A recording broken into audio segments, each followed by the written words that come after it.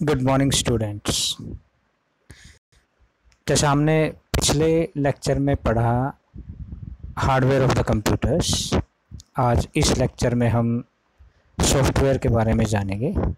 So this particular lecture is about the software concept of the computer.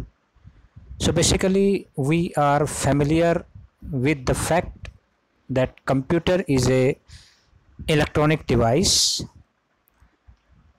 which can be programmed electronically and can perform mathematical calculations, logical operations, and it can store the data in a huge amount and we can retrieve the data very quickly. So the computer is a fast data processing device which takes instruction from the user in the form of software and process it accordingly. So basically अगर हम देखें तो computer 3 component से बना हुआ है। पहला हमने देखा इनपुट डिवाइस, दूसरा हमने देखा इसका सीपीयू और तीसरा हमने देखा आउटपुट डिवाइस। लेकिन अगर हम इसकी प्रोसेसिंग की बात करें तो इसकी प्रोसेसिंग 2 कंपोनेंट पे चलती है। पहला कंपोनेंट इसका हार्डवेयर कंपोनेंट है और दूसरा कंपोनेंट इसका सॉफ्टवेयर कंपोनेंट है। तो हार्डवेयर कंपोनेंट के बारे में हम पिछले यूनिट में पढ़ चुके हैं। So I think you are well familiar about the hardware component. अब हम इसके सॉफ्टवेयर कंपोनेंट्स के बारे में बात करते हैं। तो अगर हम बात करें कि हम कोई एक इलेक्ट्रॉनिक्स डिवाइस खरीद के लाएं, तो अगर उस इलेक्ट्रॉनिक्स डिवाइस के अंदर सॉफ्टवेयर नहीं है तो वो इलेक्ट्रॉनिक्स डिवाइस आपका इलेक्ट्रिकल डिवाइस बन जाता है। फॉर एग्ज़ाम्पल अगर मैं बात करूं कि एक मैं डीवीडी खरीद के ले आता हूं, डीवीडी प्लेयर, तो जब तक मैं उसके अंदर सीडी या डीवीडी नहीं डालूंगा जो उसके कंपैटिबल है, तब तक उस डीवीडी प्लेयर का मेरे कोई यूज़ नहीं है। मुझे उसके अंदर डीवीडी या सीडी इंस्टॉल करनी पड़ेगी या डालनी पड़ेगी उसको चलाने के लिए, तब जाके वो कुछ पिक्चराइजेशन या गाने या कुछ भी चलाएगा। तो इसी तरह अगर हम कोई कंप्यूटर खरीद के ले आते हैं तो हम उसके हार्डवेयर कंपोनेंट खरीद के लाते हैं। जब तक हम उसका सॉफ्टवेयर कंपोनेंट उसके अंदर नहीं डालेंगे तब तक वो कंप्यूटर हमारे किसी काम का नहीं है, वो एक इलेक्ट्रिकल डिवाइस की तरह काम करेगा। सो किसी भी इलेक्ट्रॉनिक डिवाइस से काम लेने के लिए या फास्ट काम करने के लिए उसके ऊपर उसका सॉफ्टवेयर या उसका ड्राइवर डालना बहुत ज़रूरी है। तो अब हम बात करें कि सॉफ्टवेयर क्या होता है। तो इसके जानने के लिए हमें थोड़ा सा डीप में जाना पड़ेगा कि सबसे पहले हम ये करें कि लैंग्वेज क्या होती है, क्योंकि जब हमें लैंग्वेज समझ आएगी तभी हमें सॉफ्टवेयर क्या है ये समझ में आएगा। तो अगर हम बात करें लैंग्वेज क्या होती है, तो लैंग्वेज इज़ ए कम्युनिकेटिंग वे। हम किसी दूसरे एंटिटी के साथ कम्युनिकेट करना चाहते हैं, किसी दूसरे पर्सन के साथ कम्युनिकेट करना चाहते हैं, तो हमें एक लैंग्वेज चाहिए होगी। दैट लैंग्वेज में be anything, either English, Hindi और जो भी जापानी, जो भी आपको आती हो वो हो सकती है, जो दोनों को आती हो दैट। लेकिन अगर ऐसा कुछ हो जाए कि एक लैंग्वेज अगर मुझे हिंदी आती है और दूसरे बंदे को चाइनीज़ आती है और मुझे उसके साथ काम करना हो, तो हमें दोनों में से किसी एक को दूसरे की लैंग्वेज सीखनी पड़ेगी। और वो लैंग्वेज जो दूसरी मैं सीखूंगा वो मेरे लिए बड़ी मुश्किल है, क्योंकि मुझे पहले से ऑलरेडी एक लैंग्वेज आती है और मैं नहीं चाहता कि मैं दूसरे की लैंग्वेज सीखूं। इसी तरह जब एक यूज़र कंप्यूटर के साथ काम करता है तो कंप्यूटर की अपनी एक लैंग्वेज है जिसे हम बाइनरी कोड बोलते हैं, जिसे हम लो लेवल लैंग्वेज बोलते हैं, और यूज़र की अपनी एक लैंग्वेज है, वो उसकी हिंदी भी हो सकती है, इंग्लिश भी हो सकती है। क्योंकि कंप्यूटर इंग्लिश के साथ काम करता है इसलिए हम उसे इंग्लिश मान लेते हैं थोड़ी देर के लिए। अब अगर यूज़र को कंप्यूटर के साथ काम करना है तो या तो यूज़र कंप्यूटर की बाइनरी लैंग्वेज सीख ले, या फिर यूज़र अपनी लैंग्वेज जो उसे आती है इंग्लिश वो कंप्यूटर को सिखा दे। और इसमें इजी टास्क क्या होता है, अगर किसी से भी आप पूछोगे कि दोनों में से हम किसी दूसरे की लैंग्वेज सीखें या अपनी किसी दूसरे को सिखा दें, तो किसी से भी दुनिया में पूछ लेना या किसी से बात करोगे तो हर कोई ये कहेगा कि मैं अपनी लैंग्वेज दूसरे को सिखा दूंगा, लेकिन मैं उसकी लैंग्वेज नहीं सीखना चाहूँगा। The same thing happens with the computer, कि जब यूज़र कंप्यूटर के साथ काम करता है तो वो यूज़र बाइनरी नहीं सीखता, वो ये कोशिश करता है कि मैं किसी भी तरीके से कंप्यूटर को अपनी लैंग्वेज सिखा दूं। और जब ये लैंग्वेज हम उसे सिखाना शुरू करते हैं तो फिर हमारे पास कई तरीके के ट्रांसलेटर, कई तरीके की लैंग्वेज जनरेट, क्योंकि हर यूज़र अपनी अलग अलग लैंग्वेज यूज़ करता है, हर एक काम को करने की अलग अलग एक लैंग्वेज होती है, तो उसको सिखाया जाता है। तो उसको सिखाने के लिए अब क्या है, उसको सिखाने के लिए कुछ वर्ड्स भी होने चाहिए, कुछ कैरेक्टर्स होने चाहिए, कुछ हम उसको बाइनरी में बोलते हैं बिट। अगर मैं बात करूं कि बाइनरी का मतलब 2 बाइट्स, आइदर 0 और 1। जब ये 2 बाइट 0 या 1 हम एक ग्रुप में रखते हैं और अगर हम 8 कंसेक्यूटिव बिट्स रख लेते हैं, जब हम 8 कंसेक्यूटिव बिट्स रख लेते हैं एक साथ तो हम उसे बोलते हैं बाइट। और ये बाइट एक सिंगल डेटा कैरेक्टर होता है जो कंप्यूटर के पास जाता है। और जब भी हम कोई कैरेक्टर कंप्यूटर को देते हैं तो इसका मतलब हम उसको 1 बाइट दे रहे हैं, मतलब 8 बिट उसको दे रहे हैं। जब भी हम कीबोर्ड से कोई की प्रेस करेंगे तो there will be 8 bytes which will go to the computer and computer will understand that byte and will recognise कि क्या कैरेक्टर प्रेस हुआ है। अगर इस बाइट को हम आगे बढ़ा दें, 16 बाइट कर दें, 32 बाइट कर दें, तो हम इसे 16 बिट कर दें या 32 बिट कर दें तो हम इसे 2 बाइट, 3 बाइट इस तरह से बोलेंगे। हम इसे वर्ड भी बोल देते हैं। कई बार क्या होता है, 4 बिट का एक वर्ड हो जाता है। तो इस तरह से हम उसको इंस्ट्रक्शन देते हैं। और जब हमें कोई इंस्ट्रक्शन देनी होती है तो that means we write a sentence और वी राइट ए वर्ड।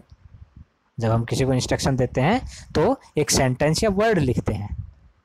तो फिर हम कितनी बाइट्स कंप्यूटर को देते हैं, राइट? तो इस तरह से हम जब उसको इंस्ट्रक्शन देना शुरू करते हैं अपनी लैंग्वेज के अंदर तो कंप्यूटर के साथ बहुत सारी बिट्स चली जाती हैं। A huge amount of data computer के पास चला जाता है और वो उसे प्रोसेस करता है।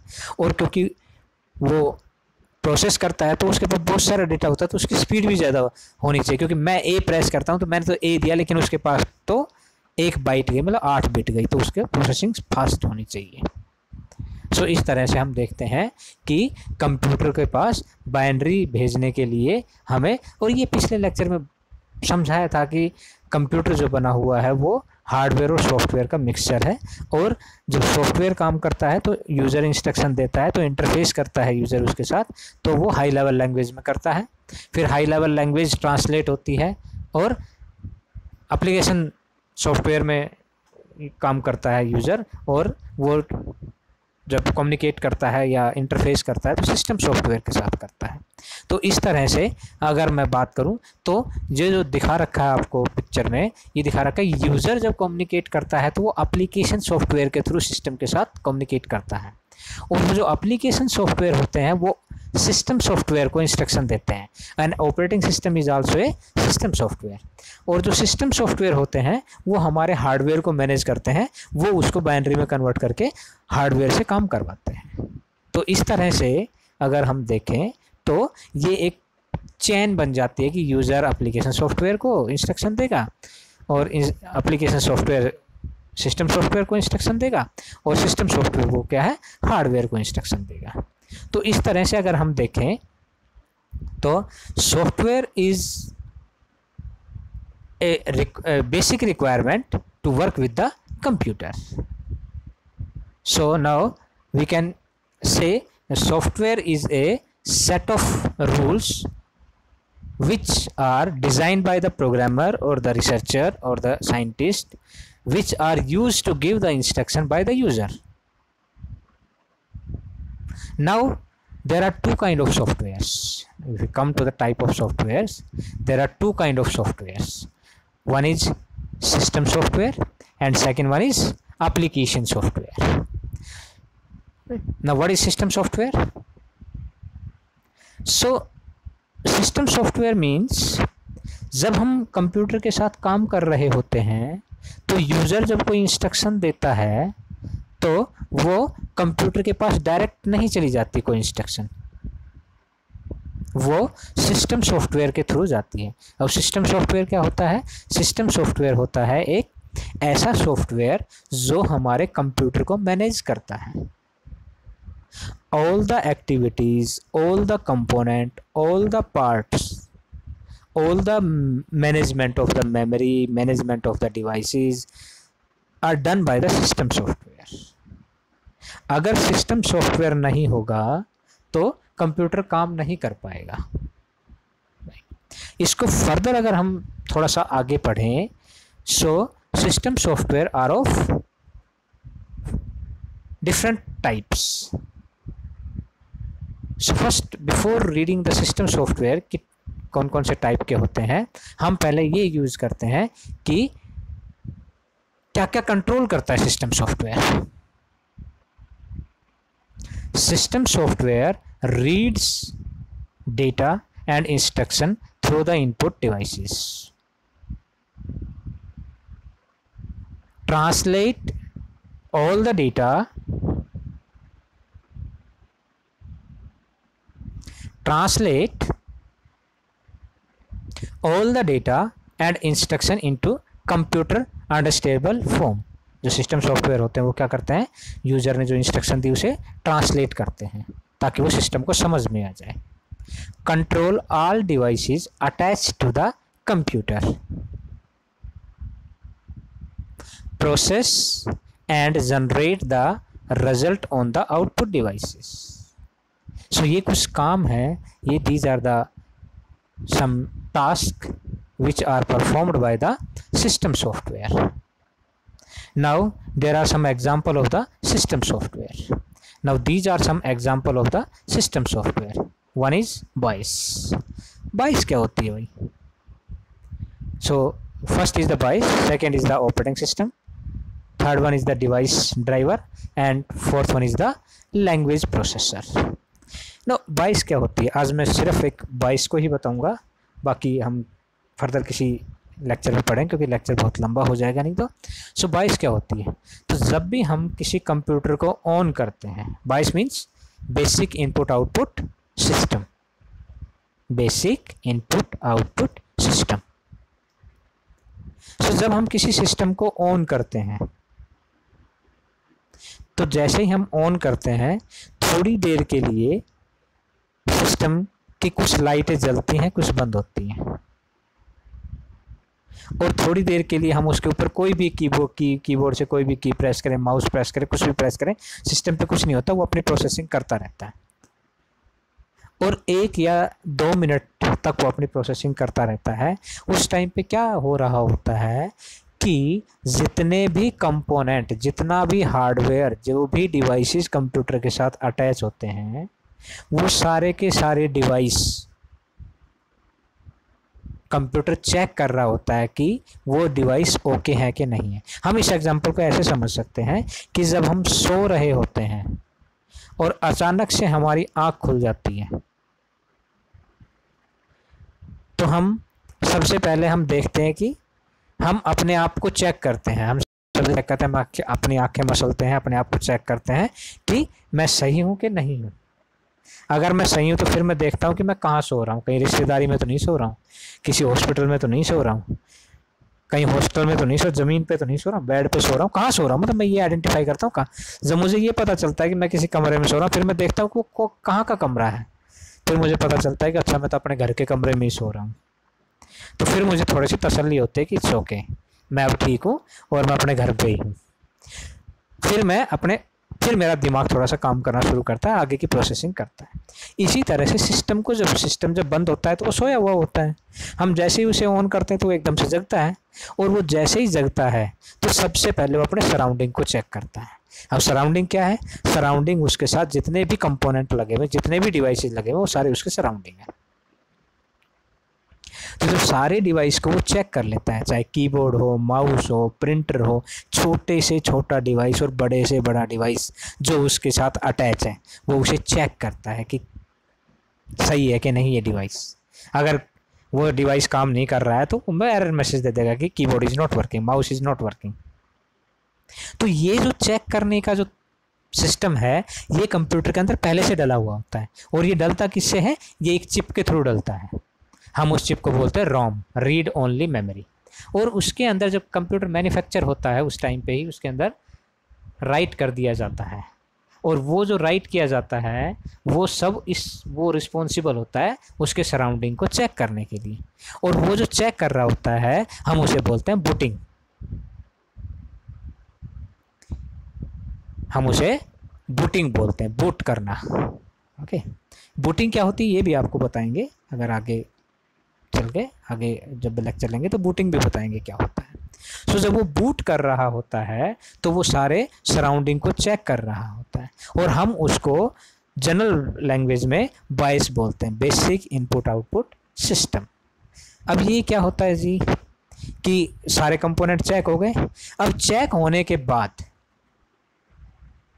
हमारा जो सिस्टम का ओवरऑल मैनेजमेंट है वो ऑपरेटिंग सिस्टम को ट्रांसफ़र कर दिया जाता है, और फिर हमारी विंडो चालू हो जाती है, और फिर हमें परमिशन मिलती है कि अब मैं कीबोर्ड पे कोई की प्रेस करूँ तो कुछ एक्टिविटी होगी, या माउस पे कुछ बटन प्रेस करूँ तो कुछ एक्टिविटीज़ चालू होंगी। So what exactly is the BIOS? It is the basic input output system. It generally a kind of chip which is shown in the picture and which contain all the instructions which are responsible to check all the devices which are attached to the computer before starting the computer, and that process is known as booting and the chip is known as the ROM. Okay, so ये पहला system software का पहला type था जिसे हम बोलते हैं BIOS। इसी तरह आगे आपके ऑपरेटिंग सिस्टम है, फिर आपका लैंग्वेज प्रोसेसर है, और इसी तरह फिर आपका डिवाइस ड्राइवर है। तो ये सारे के सारे, ये चार जो मैंने आपको टाइप्स बताए हैं, ये सारे के सारे आपके सिस्टम सॉफ्टवेयर के अंदर आते हैं, जो कि सिस्टम को पूरा मैनेज करने की रिस्पॉन्सिबिलिटी जिनके ऊपर होती है। तो उसमें एक तो है BIOS, इसकी रिस्पॉन्सिबिलिटी क्या होती है कि सारे कंपोनेंट को चेक करें before starting of the system. अब दूसरा जो कंपोनेंट होगा वो ऑपरेटिंग सिस्टम होगा। अब उसकी रिस्पॉन्सिबिलिटी क्या होती है? वो सारे कंपोनेंट को चेक करने के बाद सारे कंपोनेंट्स का कंट्रोल अपने पास ले लेता है, और फिर यूज़र को अलाउ करता है कि यूज़र अब सिस्टम के साथ काम करे, क्योंकि सारे कंपोनेंट उसके कंट्रोल में। अब सारे कंपोनेंट कंट्रोल में कैसे आते हैं?